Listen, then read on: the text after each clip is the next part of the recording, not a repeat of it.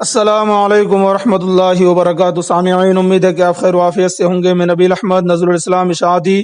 سامعین، صوفی خانقاہ ایسوسی ایشن برائے اشاعت سلمان اظہری پاکستان کی سرپرستی میں مذہبی بنیاد پرستی ملک میں پھیلا رہا ہے۔ صوفی کوثر مجیدی کا بیان۔ کانپور، صوفی خانقاہ ایسوسی ایشن نے گجرات میں مذہبی منافرت پھیلانے کے الزام میں گرفتار متنازع مولانا سلمان اظہری کے خلاف ایک محاذ شروع کیا ہے۔ سلمان اظہری کو UAPA کے تحت حراست میں لینے اور ان کے پاکستانی کنیکشن کی تحقیقات کا مطالبہ کیا ہے، اور اس سلسلے میں مرکزی وزیر داخلہ امت شاہ اور گجرات کے وزیر اعلیٰ اور پولیس چیف کو بھی خط لکھا ہے۔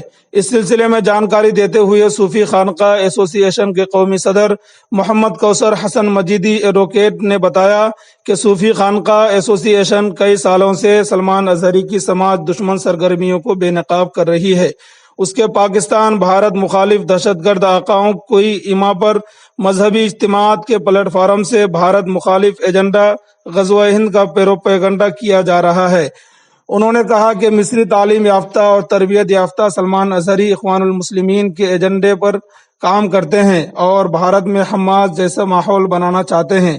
گجرات میں متنازع بیان دینے پر سلمان اظہری کی گرفتاری کا خیر مقدم کرتے ہوئے صوفی کوثر مجیدی نے کہا کہ سلمان اظہری کے خلاف کرناٹک میں فساد بھڑکانے کے نصف درجن سے زائد مقدمات درج ہیں۔ ایسے شخص کی حمایت میں سڑکوں پر نکلنا انتظامیہ کی ناکامی کا نتیجہ ہے۔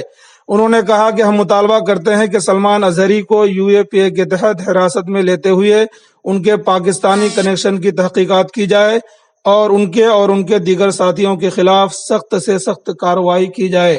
سامعین، جیسا کہ آپ سبھی حضرات کو معلوم ہے کہ 2 دن پہلے سلمان اظہری کی گرفتاری ہوئی ہے، اور اس سلسلے میں آج یہ رپورٹ آئی ہے ان کے بارے میں۔ اب آپ کی اس سلسلے میں کیا رائے ہے، کمنٹ کر کے ضرور بتائیں۔